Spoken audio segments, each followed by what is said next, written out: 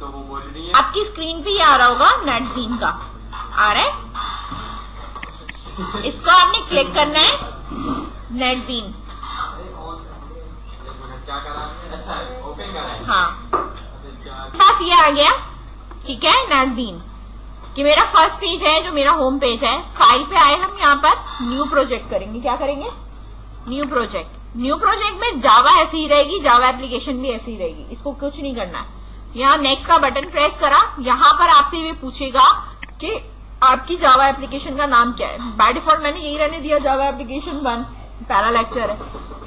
Project location कहाँ है मेरे पास? डॉक्यूमेंट्स के अंदर है। अगर आपने चेंज करनी तो आप ब्राउज करके चेंज कर सकते हो। क्रिएट मेन क्लास पे चेक लगे रहने देना है, इसको नहीं हटाना, ठीक है। सिर्फ प्रोजेक्ट का नाम आप चेंज कर लो, और अगर आपने प्रोजेक्ट की लोकेशन चेंज करनी तो वो चेंज कर सकते हो। इसके अलावा किसी चीज को नहीं छेड़ना है। इसको फिनिश मैंने करा, जैसे ही मैं फिनिश करूंगी मेरे पास यहाँ पर प्रोजेक्ट क्रिएट हो जाएगा, ठीक है। प्रोजेक्ट क्रिएट होते ही मेरे पास यहाँ पे कुछ कमेंट्स आ रहे हैं, ठीक है। ये कमेंट्स मैं हटा रही हूँ, वो सिर्फ आपको समझाने के लिए उन्होंने लिखा हुआ है। कमेंट्स को कुछ नहीं करना, ठीक है। C# के अंदर क्या था कि आपकी क्लास के ऊपर एक नेम स्पेस बना हुआ था, उसके अंदर क्लास थी, ठीक है ना। लेकिन इसके अंदर कोई नेम स्पेस नहीं होता, इसमें डायरेक्ट क्लास होती है और उसके अंदर एक मेन मेथड होता है। C# में क्या था? Namespace, class, then main method, सही है। C में क्या होता है? डायरेक्ट ही मेन मेथड होता है, ना क्लास होती है ना उसके अंदर नेम स्पेस होता है C लैंग्वेज में, ठीक है। इसमें क्या है? मेरे पास क्लास है, देन मेन मेथड। फर्दर आप कितनी भी क्लासेस बना लो, कुछ भी बना लो, सही है। मेन मेथड में जब तक वो डिक्लेयर और डिफाइन नहीं होंगी तब तक उनका इस्तेमाल नहीं होगा, ठीक है। यहाँ पे आप कर सकते हैं, हाँ। जो मेरे प्रोजेक्ट का नाम होता है बाय डिफॉल्ट मेरे पास जावा एप्लीकेशन की क्लास उसी से बन के आ रही होती है, जो एंट्री पॉइंट का आपके क्लास होती है, ठीक है। अगर आप प्रोजेक्ट का नाम कुछ और रखोगे तो ये वही बन के आ रही होगी, ठीक है। समझ में आ गई बात? अब कोई भी चीज मुझे डिस्प्ले करानी है, C# में console.write लिखते थे, यहां हम जो लिखते हैं वो system.out.println लिखते हैं, system.out.println, ठीक है। इसमें मैंने लिखा जावा प्रोग्राम, ठीक है। यहां ऊपर आपको मिलेगा ये प्ले का बटन, नजर आ रहा है। जैसे ही मैं प्ले करूंगी आउटपुट मेरे पास यही आएगा, इसी स्क्रीन पे डिस्प्ले होगा, अलग से ब्लैक स्क्रीन नहीं आएगी कंसोल की, ठीक है। समझ में आ गई बात? आपने ये लिखा और यहां से आपने ये प्ले कर दिया, ये आपके मेन्यू बार्स हैं आपके, ठीक है।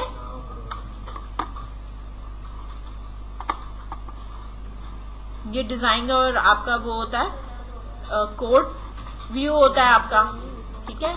ये आपका कंपोनेंट व्यू होता है कि कितने मेथड्स, कितनी चीजें इसमें बनी हुई है। ये आपका आउटपुट है, हाँ। एरर इसलिए देगा अगर आपने सिस्टम का S स्मॉल किया तो एरर आएगा। println में PRINTLN है, ये नहीं, ठीक है। अच्छा, इसको शॉर्ट लिखने का तरीका ये भी देख लो। S ये लिखूंगी मैं, स्मॉल SOUT लिखा और 2 दफा टैब का बटन प्रेस कर दिया, ठीक है। SOUT यानी S आउट, 2 दफा टैब का बटन प्रेस कर दिया तो ये लिखा हुआ आ जाएगा, ठीक है।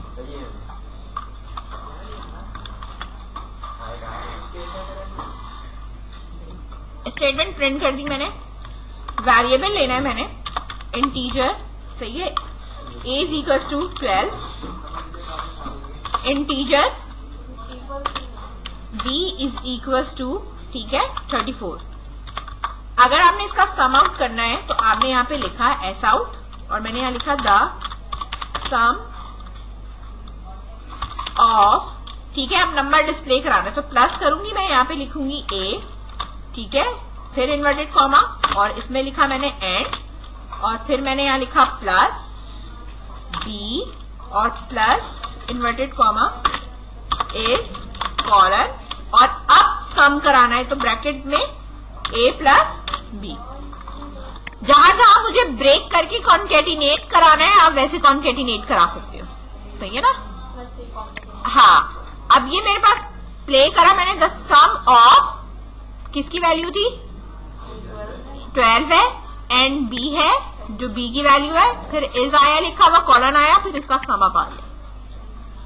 अगर हम सी लैंग्वेज में करते हैं तो हम आगे जाके लिख रहे होते हैं, यहाँ परसेंट डी लगा रहे होते हैं, सही है ना? उस तरीके से भी हो सकता है। कैसे हो सकता है बता रही हूं, देखो ये सेम स्टेटमेंट है मेरे पास, यहां पे मैं प्रिंट एफ लगाऊंगी, क्या लगाऊंगी? प्रिंट एफ लगाऊंगी। इसकी जगह पे मैं यहां लिखूंगी %d और इसकी जगह पे भी मैं यहां क्या लिखूंगी %d और यहां इसके बाद मेरा आंसर आना चाहिए तो मेरा ये भी %d है। अब ये मेरे पास प्लस नहीं होगा, यहाँ क्या होता था कॉमा, पहले वाले में ए फिर बी की वैल्यू फिर ए प्लस बी आएगा, यही लिखते थे ना हम सी लैंग्वेज में, वहां सिर्फ प्रिंट एफ के साथ लिखते थे, लेकिन ये जावा है तो सिस्टम डॉट आउट लिखना लाजमी है। प्ले करा आ रहा है, यहाँ पे सेम चीज आ रही है। अब आप सी के पैटर्न से लिख लो या नॉर्मल पैटर्न से लिख लो, मर्जी है तुम्हारी। कमेंट कुछ भी करना है सिलेक्ट करो, ये ऊपर दिया है कमेंट करने का, ठीक है, वरना कंट्रोल स्लैश से हम करते हैं ये, ठीक है ना? यहां तक कोई इश्यू?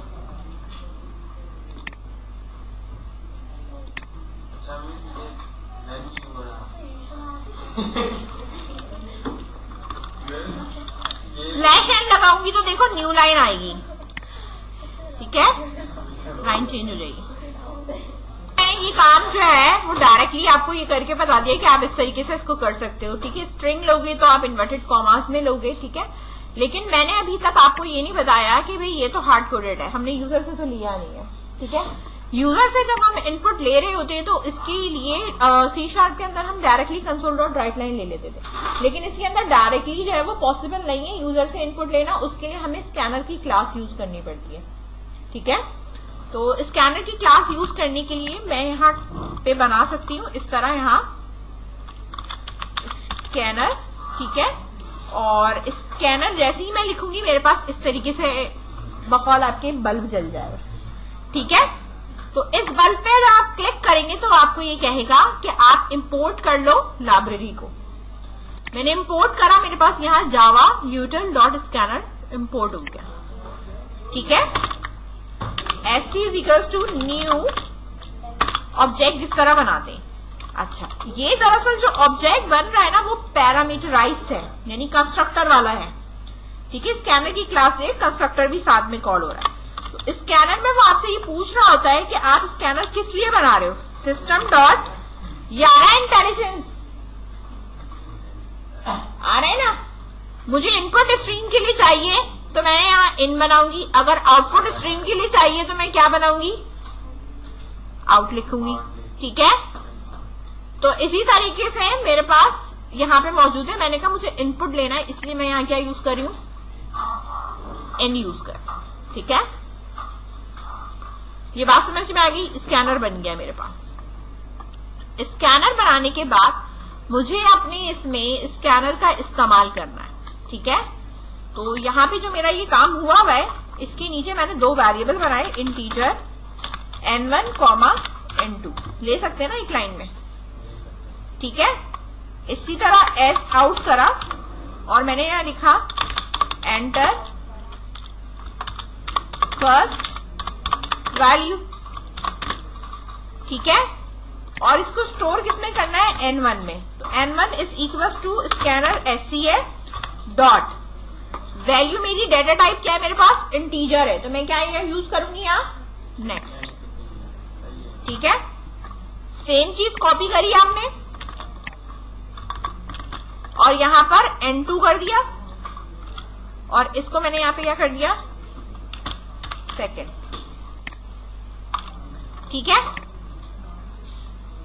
इसके बाद मुझे ऑपरेटर लेना है कि भाई इन दो वैल्यूज के साथ करना क्या है, परफॉर्म क्या करना है। ठीक है, तो यहां स्ट्रिंग जो है वो एस कैपिटल से होता है, जबकि सी शार्प में स्मॉल एंड कैपिटल बहुत यूज होता है। इसमें सिर्फ कैपिटलाइज वाला यूज होता है, स्मॉल करोगे तो एरर आएगा। मैंने यहां ले लिया ऑपरेटर एस सी डॉट। अब डेटा टाइप क्योंकि मेरे पास क्या है, स्ट्रिंग है, तो मैं सिर्फ नेक्स्ट यूज करूंगी। यहां लिखा हुआ होता है कि किस तरह की डेटा टाइप के लिए यूज हो रहा है। फ्लोट के लिए फ्लोट, लॉन्ग, शॉर्ट, जिसके लिए भी जो है, डबल है तो डबल है, बाइट है तो बाइट, बुलियन है तो बुलियन, जो डेटा टाइप होगी उसके हिसाब से आपको लेना होता है। ठीक है, अब ऑपरेटर जो मैंने लिया है इसके लिए भी मुझे यहाँ पे क्या कुछ प्रिंट करवाना पड़ेगा। सही है ना, जो मैं स्टोर कर रही हूँ, पता कैसे चलेगा दो वैल्यू के बाद क्या ऑपरेटर लेना है। तो मैंने यहां लिख लिया सिलेक्ट ऑपरेटर, ठीक है, प्लस माइनस मल्टीप्लाई या डिवाइड, जो भी है। अच्छा, जितनी भी चीजें मेरे पास आ रही है यहाँ पे, आप ये देखो वैल्यू आ रही है, सब नेक्स्ट लाइन में जा रहा है। ये देखना, नेक्स्ट लाइन में कर्सर है, जा रहा है कर्सर नेक्स्ट लाइन में। अभी रिजल्ट नहीं आया क्योंकि मैंने रिजल्ट डिस्प्ले कराया भी नहीं है। अगर आपको इसके सामने ही लेना है, क्या लेना है, मुझे इसके सामने ही आउटपुट लेना है, तो जो मेरे पास ये वाली लाइन लिखी हुई है ना, ये प्रिंट एलएन वाली, तो मैं इसमें से सिर्फ और सिर्फ एलएन को क्या करूंगी, मैं यहां से हटा दूंगी। क्या करूंगी, मैं एलएन को हटा दूंगी। ठीक है, यहां मैं डबल स्लैशन लगा दे रही हूं, लाइन 2 दफा तेज। अब देखो गैप आ गया, अब कर्सर यहां आ रहा है 67, 23, और अब देखो इसी के आगे आ रहा है। ठीक है, इनपुट हो गया मेरे पास।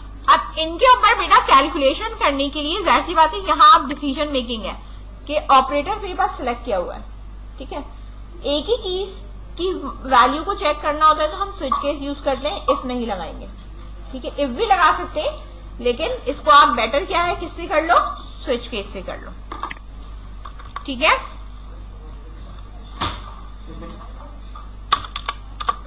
इफ से करके दिखाऊं, ये हिंट भी देता है आपको कि कन्वर्ट कर दो।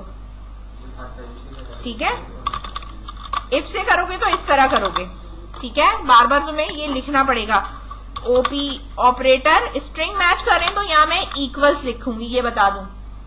नंबर होगा तो डबल इक्वल्स टू, यहां पर इक्वल्स में मैंने कहा कि इक्वल्स टू किसके होना चाहिए, प्लस के। ठीक है, अब ये कह रहा है मेरे पास इन्वर्ट कर लो इफ, तो वो एल्स कुछ इस तरह आपको दे रहा होता है, नॉट है या जो भी, अगर इन्वर्ट कराना है तो, अगर नहीं कराना तो ना कराओ। ठीक है, इफ हो गया मेरे पास, इसी को मैंने कॉपी करा, आगे लिखा एल्स और इसके आगे पेस्ट कर दिया एल्स इफ। ये अब क्या हो गया मेरे पास, माइनस एल्स इफ। अब क्या है मेरे पास, मल्टीप्लाई। इसके बाद नीचे मेरे पास क्या है, डिवाइड। यहां पे भी एल्स इफ है। इसके नीचे फिर मेरे पास क्या लगेगा, एल्स के, इसके अलावा शायद किसी और ने कुछ प्रेस कर दिया। अब ये मुझे यहां पे कहेगा कन्वर्ट टू ओवर स्ट्रिंग, किसमें कन्वर्ट कर दूं, स्विच केस में, क्योंकि आप सारी कंडीशन के अंदर सिर्फ और सिर्फ ऑपरेटर को ही चेक कर रहे हैं। ठीक है, मैंने कहा ठीक है कन्वर्ट करो। ठीक है, कर दिया कन्वर्ट उसने, कर दिया। मतलब जहां मैं कोई काम इफ की कंडीशन से कर रही हूं और इसको लगता है कि इफ की कंडीशन जो है वो स्लो प्रोसेस है और इसको स्विच केस में होना चाहिए, वो वहां आपको देगा है। ठीक है, समझ में आई बात। अब उसने कहा कि भाई आप इसको किससे कर लें, स्विच केस से। ठीक है, हम स्विच केस से कर लेते हैं। हमें क्या है, एस आउट। ठीक है, द एडिशन, हमें तो सिर्फ लाइन लिखनी चाहिए, उसमें लिखती जाए, उसमें लिखती द एडिशन इज कॉलन, और यहां पे मैंने प्लस करना था और यहां इसके अंदर लिखा n1 प्लस n2, ये वाली लाइन आ गई। कॉपी करा इसको, इसके साथ पेस्ट करा, एडिशन की जगह हो गया मेरे पास सब्ट्रैक्शन, और यहां मेरे पास क्या लग गया, माइनस। इसी तरह मैंने यहां पर पेस्ट करा, ये हो गया मेरे पास मल्टीप्लीकेशन, और यहां मैंने इसको कर दिया मल्टीप्लाई। अगेन मैं यहां पर इसको कर रही हूं, और ये मेरे पास हो गया डिवीजन, और यहां आपने क्या लगा दिया, फ्लश। डिफॉल्ट वाले में मेरे पास यहां पे क्या आ जाएगा, रॉन्ग ऑपरेटर सिलेक्शन। ये जो ऑपरेटर की सिलेक्शन है वो गलत हुई है, ठीक है। बस इसको मैंने प्ले करा, नाउ यू कैन सी मैंने यहां लिखा है 12, यहां लिखा है 6। नाउ देन इसको मैंने कहा मल्टीप्लाई करना है, मल्टीप्लाई 72, खत्म। आ रहा है ना आंसर, दोबारा चला लें आप इसको, ठीक है। मेरे पास है 89, देन मेरे पास यहाँ पे है 45, देन मैंने इसमें यूज करना है सब्ट्रैक्शन, द सब्ट्रैक्शन इज 44, ठीक है। अच्छा, रॉन्ग सिलेक्शन वाला भी मैं दिखा देती हूँ, 56, 34। अब यहां पर मैंने लिख दिया कि मैंने नंबर लिख दिया, कुछ भी लिख दिया ना मैंने, ऑपरेटर गलत है ना, मेरे पास क्या आ गया, रॉन्ग ऑपरेटर सिलेक्शन, ठीक है। हमने गलत ऑपरेटर सेलेक्ट किया, समझ गए।